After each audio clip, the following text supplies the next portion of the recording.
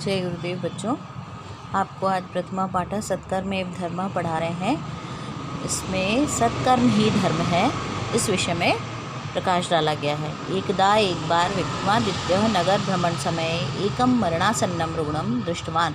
एक बार विक्रमादित्य जी ने नगर भ्रमण के समय में एक मरण के निकट रोगी को देखा। तस्य दर्शनेन, उसके दर्शन से मन में वैराग्य उत्पन्न हुआ। अतः माया मोहमयम संसारम ज्ञात्वा, इसलिए माया मोहमयी संसार को जानकर सह महामंत्री ने राज्यभार समर्प्य, महामंत्री को राज्यभार सौंप कर वनमगच्छत्, वन में चले गए या आ गए। वने सह कठिनाम तपस्याम आरब्धवान मने शुरू की। वन में उन्होंने कठिन तपस्या शुरू की। तस्य समीपे एकः महात्मा अपि तपस्या रहता, उनके समीप ही एक और महात्मा भी तपस्या में लीन थे।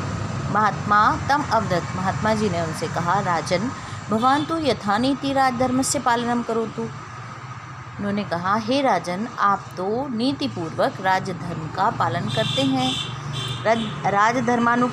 धर्मानुकूल शासनम अपि धर्म एव भवति, धर्म के अनुकूल शासन करना ही धर्म होता है।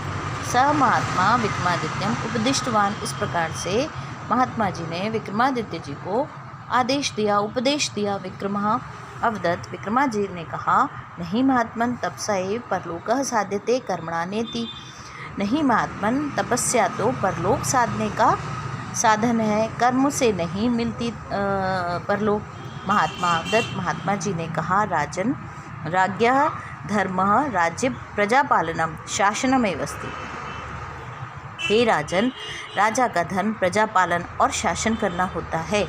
तपस्या तो महात्मा नाम कर्म, तपस्या तो महात्माओं का कर्म है। इति उक्त्वा, ऐसा कहकर महात्मा राजानम पृष्ठवान, यह कहकर महात्मा जी ने राजा से पूछा, कर्म तपस्या का भेदा, कर्म और तपस्या में क्या भेद है।